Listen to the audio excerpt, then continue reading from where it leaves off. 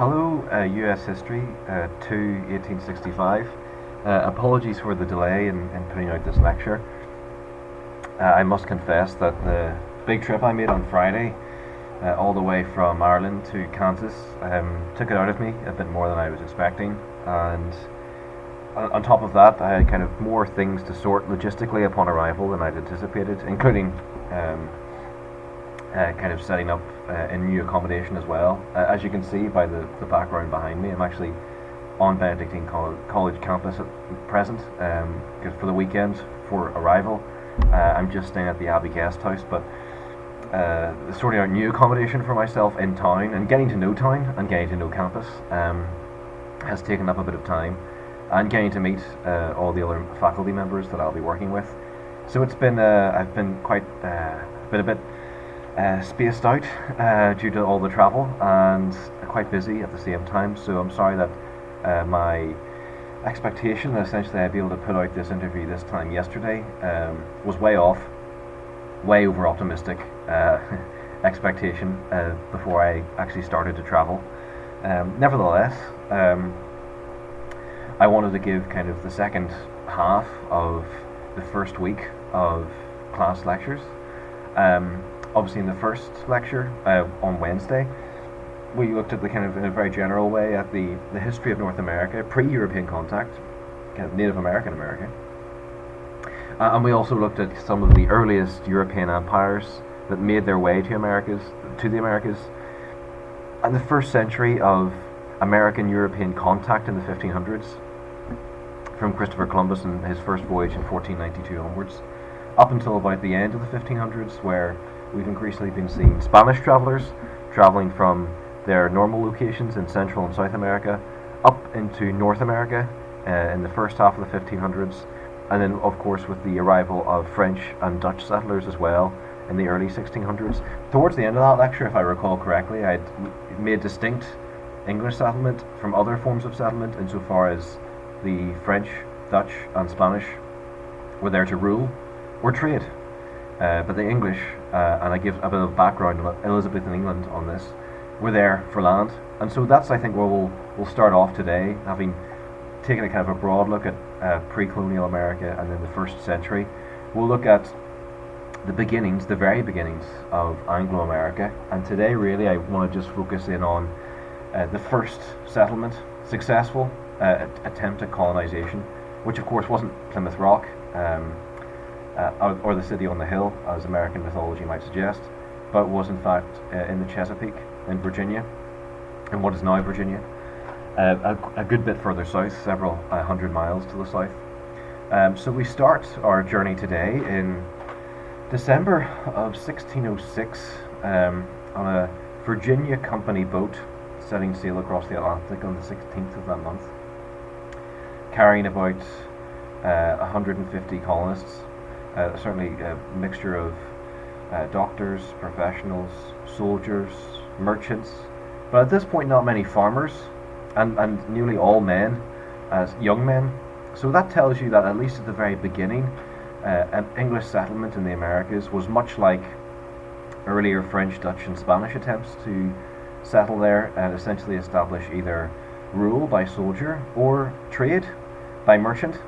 And so that was the initial goal of the Virginia Trading Company, which was a company that had been chartered by the Crown, so essentially something that was supported by the state but semi-private in how it was run.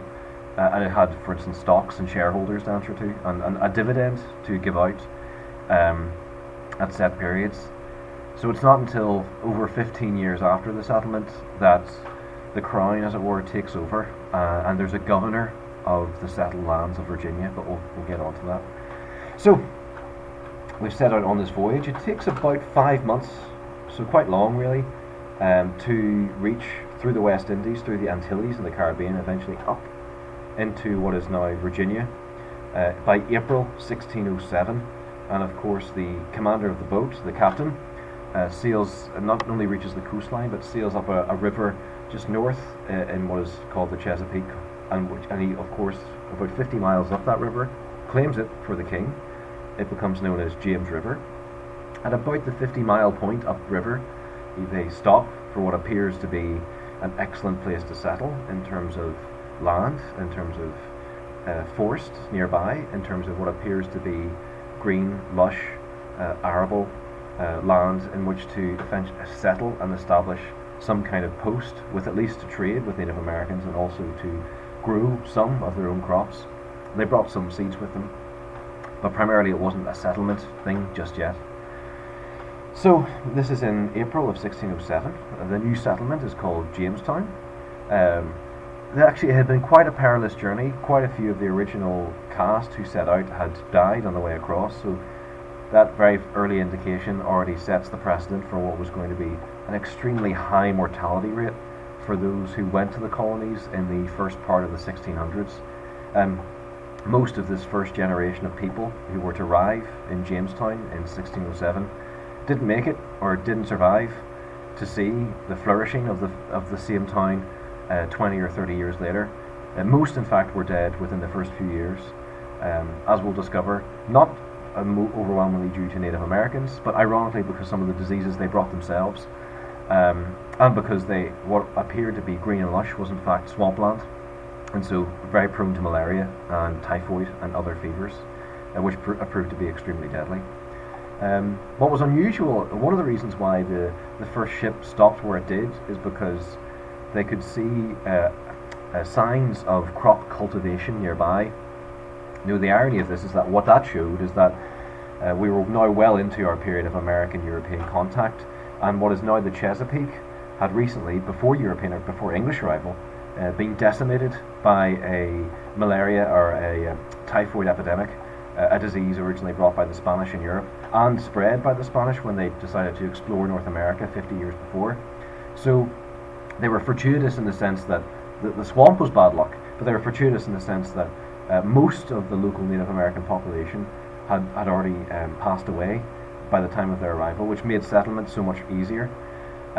If you actually read the accounts of Spanish and Portuguese explorers a century earlier, you'll find that they were amazed by just how much the North American continent was actually dotted by fires and settlements and farms and hunting areas and signs of high Native American population that had gone they had gone substantially by the time of the first English settlements, nearly a century later in 1607. Nevertheless, they were also unlucky in the sense that, further north, where the Pilgrims were eventually to land at Plymouth Rock, there was quite disorganized, spread out, and not particularly warlike tribes up in the Massachusetts area at this time, relative to what the original Virginia colonists landed themselves into, because despite the decimation of local Native American populations, nevertheless, where they had landed was actually close to the heart of what was one of the most powerful still Native American kingdoms of the early 1600s, known as the Powhatan Confederacy. Now, Powhatan was the chief, and it was a confederacy of about 120 tribes in the local area, so a significant union, as it were, with Powhatan's tribe at the centre, and this confederacy dominated the local region in terms of trade, war, and profit, and in fact, what made them initially, what made, I guess, the settlements quite tough for these Virginians at first, is that Powhatan and his men were quite hostile to the European settlers upon arrival. Why is this, you might ask? Because we easily forget that all these Native Americans, including Powhatan and his men, had already experience of Europeans by the time the English arrived. So there had been a very small missionary enterprise by Spanish friars and other colonists in around 1570, 1571, certainly in the late 1560s. Earlier, just slightly to the south of where Jamestown now is, and due to their quite forceful attempts to convert the local population, which were resisted by local Native Americans, they were eventually made war upon and expelled in around 1571. This was quite typical of the Inquisition-style tactics that certainly Spanish colonial missionaries would have used around this time. So the reason I bring that up is, unfortunately, Powhatan and his men were already predisposed to view Europeans of all kinds, white Europeans, with great suspicion by the time the first Jamestown settlement arrived.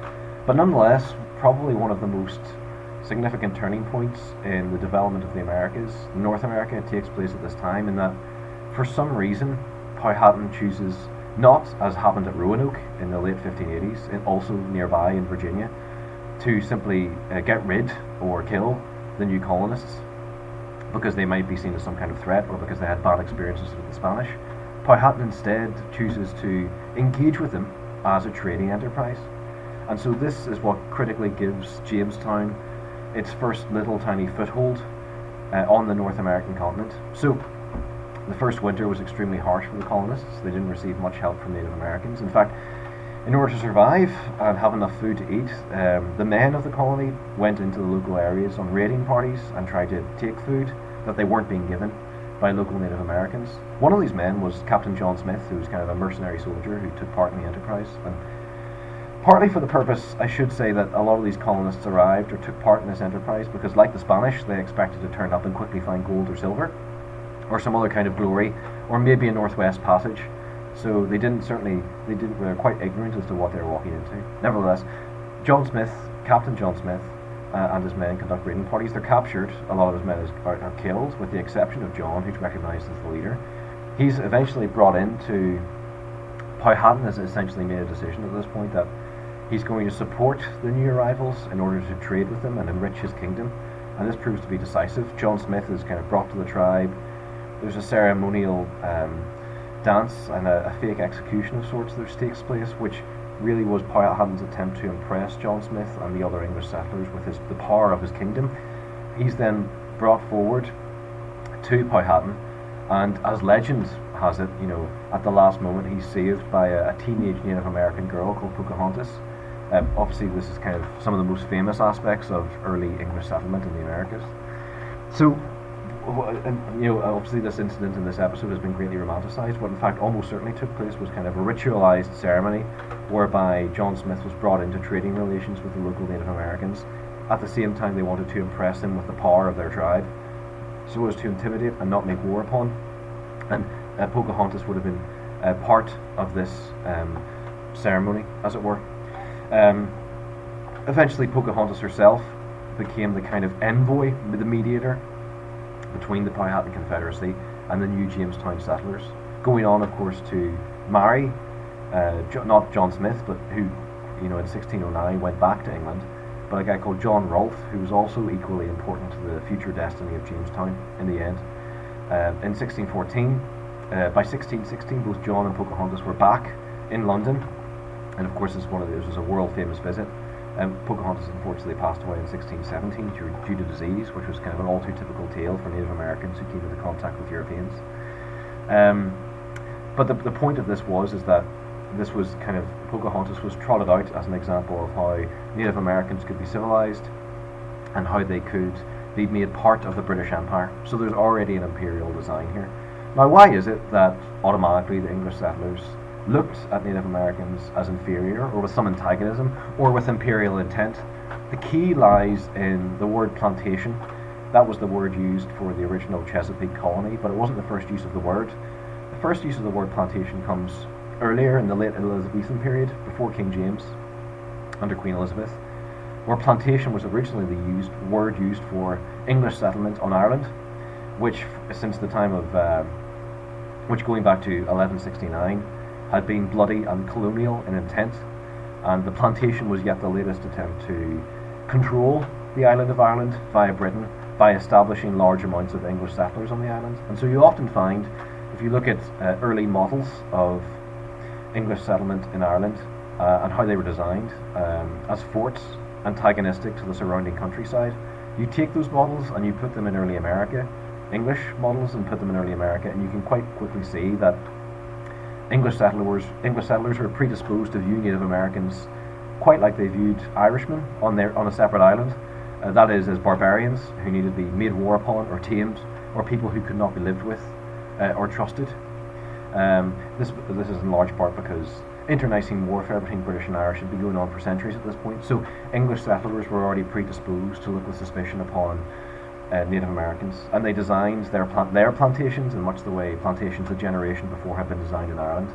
and often ruled back with great violence, except for the province of Ulster, which of course went on to become eventually Northern Ireland. So the point is that, and the other kind of successful little spot of English settlement on Ireland was, of course, the port of Dublin. And the phrase "beyond the pale," or "that's beyond the pale," or "who," someone, or "he is beyond the pale," comes from the fact that the pale was the line which the English drew between what they called civilization and barbarism on the outskirts of London in the late 1500s. And so that antagonistic dynamic between English and people that they met, new people and natives in these new lands, was already set by their relationship with the Irish. And so that goes a long way to explaining not only the colonial intent, but the tensions with Native Americans almost from the get-go. And likewise, the early experiences with the Spanish, with the Powhatans experience, it also explains the tensions of Native Americans towards the English. So it was a febrile relationship right from the start, which sadly, of course, would set the tone for Anglo-America and America more generally, with Native American inhabitants from then on, up until the earliest reservations and exterminations of Native Americans can be dated to around this time, the late 1620s, the 1630s, as the Native American Wars develop. The key is, why was it that they started quite poor and continued to decline? This is relations between Native Americans and English. I think the answer there lies in the fact that quite quickly it was discovered that there was no gold or silver in this part of the world. In fact, Native Americans mostly had a kind of a hunting-stroke agricultural system, which didn't produce great wealth like it did the Aztecs or the Incas necessarily. This was recognized quite early on, and so it turned out that what was also decisive, I mentioned John Rolfe before, is that this wasn't the first part of the Americas to be settled. The local tobacco crop was quite bitter and didn't taste very good and didn't sell. But what John Rolfe did is, formerly from a plantation in the Caribbean, he brought with him West Indian or Caribbean tobacco, which is the sweet variety, which the Spanish had first pioneered. And he first planted that in Virginian soil in 1614. And that was critical, really, because the tobacco crop very quickly took off amongst the local settlers. So there was about 2,000 bales in the first year. 10 years later, it was almost 10 times the size of the crop. Thousands more had arrived at this point by 1622. And it was also the tobacco crop and its relative profitability which drove further settlement later in the 1600s to Virginia. It also determined the way early Virginian Anglo society looked. So early Virginia had, Jamestown aside, even including Jamestown, due to the success of the tobacco crop, had no major industrial manufactures or urban areas to speak of, and was in fact quite spread out over eventually by the 1620s, over 100 miles of coastline up and down, from James River to the Potomac, up and down the Chesapeake, all along the coast, wherever tobacco could be best grown. And so it was quite a spread out colony. So that also added to the sense of vulnerability they felt vis-a-vis the Native Americans. It also added to the tension with the Native Americans, because the Native Americans cottoned on quite quickly to the fact that in order for tobacco to be successful, the English settlers needed lots of land, lots of forest to be cleared, lots of their own animals to graze on that cleared land, and they also needed lots of new labour, lots of new settlers to work the land, because tobacco is quite a labour-intensive crop. And so quite quickly, by the late 16 teens, I should say that Jamestown, the original colonists, most of them didn't survive the first few years, including what was called the starving winter. In fact, the colony at one point was down to just 65 people by 1610, 1611. Critically, and they were about to quit because they were starving.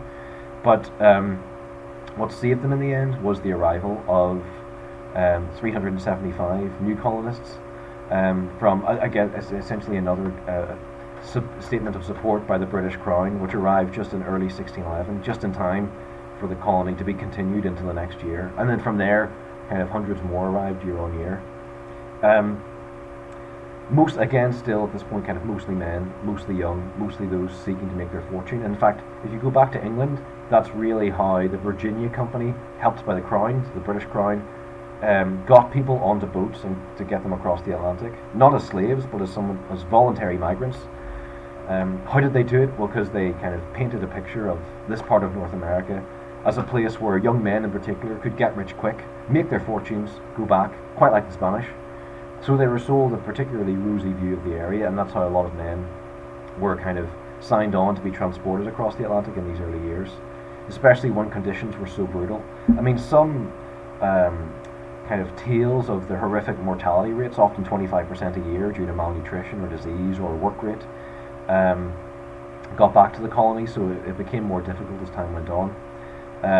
But nevertheless, as the colony was slowly established in the 1610s, life did become less grim, less horrific, more survivable, more manageable, and therefore a natural increase was slowly able to accumulate from there, at least into the 1630s. And again, there was now some credence to the get-rich-quick idea, insofar as tobacco could fetch quite a good price on the Atlantic market, and it needed a lot of people to work it.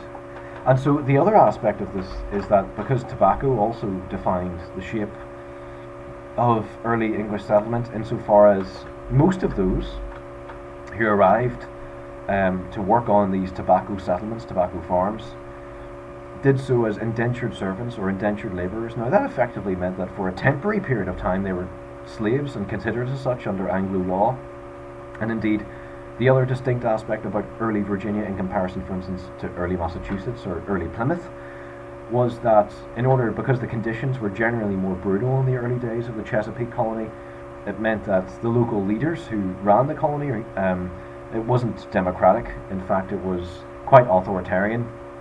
There was a series of leaders who ran the Jamestown and the surrounding environs in the 1610s, and ran it with extreme brutality, including, of course, the whipping of white indentured servants who had been sent across. So much so that eventually the word made back to England that conditions were as tough as they were, despite the opportunity presented. Migration from England to Virginia actually sloughed off a bit in the late 16 teens, early 1620s, and this is around the time when Dutch tradesmen, who were also in the area, arrived with the first ship of African slaves, not indentured but permanent, in 1619. In other words, to work the extremely labour-intensive tobacco crop that increasingly they couldn't get white people to do voluntarily, even with the presentation of newfound opportunity to be had in America. So you see that conditions were that bad that it also plays into the start of the story of slavery in this part of the Americas, which obviously goes on to have huge future consequences for the States. But fundamentally, these patterns were set by the fact that the tobacco crop and its properties was addictive, and that John Rolfe was there to transfer the popular Caribbean variety to Virginia at this time, and that the land, partly decimated by Native Americans, could be cultivated for tobacco. One thing I should say here is that as the settlers spread out further inland and miles in either direction up the James River and up the Chesapeake coast, quite quickly the Native Americans gathered that this was not simply a trading post. These English weren't coming for a couple of years then leaving again. This was a settlement, a growing one, that looked like it was here to stay and which had expansionist ambitions. So this really led to what became to be a famous surprise attack by Native Americans on the colonists in the year 1622. The context to this attack is the fact that because the tobacco crop was the thing in early Virginia amongst the settlers, in order to make it a viable colony, it meant a lot of land needed to be cleared, a lot of labourers brought in, a lot of trees, a lot of forest land cleared, a lot of local animals hunted, a lot of cattle and animals from Europe brought in, including feral pigs, which had devastating consequences on the local ecosystem used by Native Americans, insofar as pigs tend to be very destructive.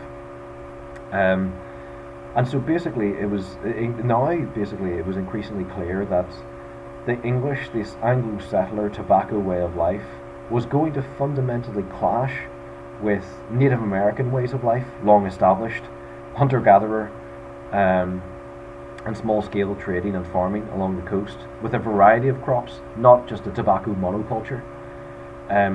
So you can see that the increasing devastation brought by Anglo settlers on the environment in which the Native Americans depended upon for their own survival. Forced, one other aspect here is that Powhatan, this kind of chief, powerful chief who had died in 1618, who had decided initially that he was going to trade with these new English settlers instead of try and roll them back into the sea. He died in 1618, and a right-hand man of his, a guy called Opunakanock, took over in 1618, and he was the one that eventually decided to take a much more aggressive stance and extirpate the new Anglo settlers. Now it was clear that they were not only not going to leave, but they were expanding with the intention of taking Indian land. So things came to a head in early 1622 with a massive surprise attack on the entire colony by what remained of the Powhatan Confederacy and the men of the Powhatan Confederacy primarily. So what they did was they pretended as if they were seeking to trade with the Anglo settlers. They got deeper into their settlements, into their farms, into the tobacco plantations, even kind of had breakfast with some of them. Before the attack, the signal was given and the attack started. Eventually the surprise attack brought about 350 deaths, so about a quarter of the entire colony at the time, so a huge and very sizable contingent.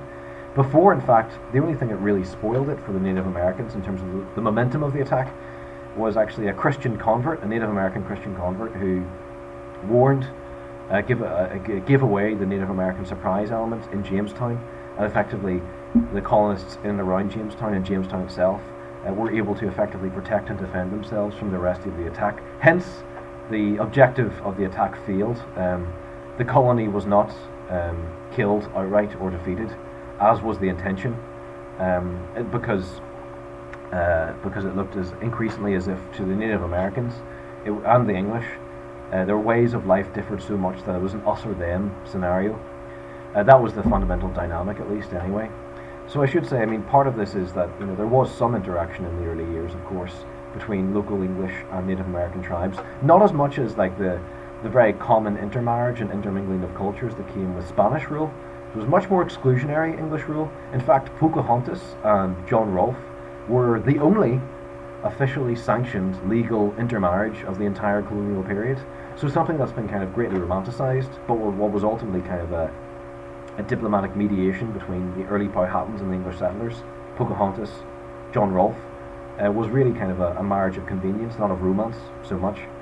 But it also it showed by the fact that that was the only marriage between Native Americans and English settlers in the period. So what outreach there was some Native Americans still traded with English, and some English still sent Protestant missionaries in order to try and convert some local Native Americans. So that was really by the 1620s, that was really how much talk was going on between the two. So the dynamic, as you can imagine, altered fundamentally even more after this 1622 surprise attack, and from there on, there was a war mentality where relations completely deteriorated between the new English settlers and the Native Americans, eventually culminating in another war led by the same chief who was still alive in 1644 to 1646, who again made a similar surprise attack in 1644, again by what remained of the Powhatans, but now this time against a tribe of English settlers which outnumbered them. So even though the second surprise attack a generation later, was much more successful, killed about 500 colonists through violence, it left much less of a dint in the colony itself, and the colony was able to recover and survive much more than 1622. So that's why it's often pointed back to the fact that Powhatan's decision, unlike the Spanish, not to try and drive the very few English settlers who initially arrived back into the sea, but instead to trade with them and continue to do so up to the year 1618, gave this new Anglo-America a critical foothold, which they wouldn't have established otherwise if it hadn't been for the decision of Powhatan to be peace-like and not warlike, which came, of course, to have its own drastic effects on Native Americans. Because the Jamestown settlement could easily have gone the way of the Virginia Roanoke settlement of the 1580s, a generation before, which famously, once people went back, new English settlers went back to see what had happened, had disappeared. All 100 initial Roanoke colonists. No one knows to this day exactly what happened to them, although it is suspected that essentially they chose to, due to their weaknesses as a colony, to bow and integrate to local Native American society. So you see there that yes, and the war culminates in 1644 to 1646, eventually with this chief Wampanoag being taken back into Jamestown and executed in front of the colonists. And those Powhatans remaining now gave up all territorial rights to that part of Virginia, the Chesapeake, even to the north, the York River. The tribe itself, the once kind of mighty Powhatans, were submitted to reservations or made to work in forms of slave labor. So you can see already that unfortunately this kind of first half century of Anglo-Indian contact in many ways determined the general patterns of Native Anglo relations through the centuries to come. So that basically kind of sums up in very broad form the early Virginia settlement, why it developed the way it did, why it had Native American relations the way it did, and also why early Virginia society, as opposed to Plymouth, was less democratic and more authoritarian.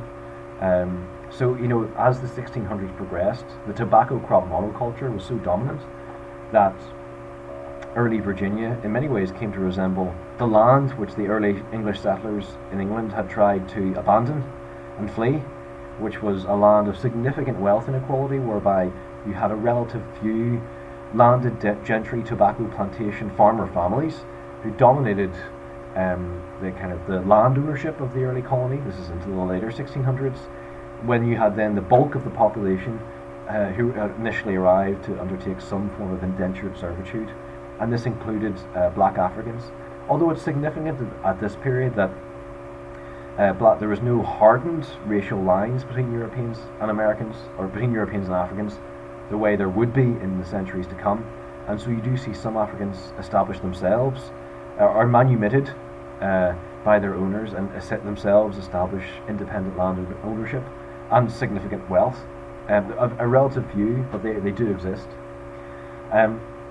It's also a society at this point without what we would call like the classic hallmarks of early democratic Anglo-America that we see quite almost immediately in Plymouth in Massachusetts.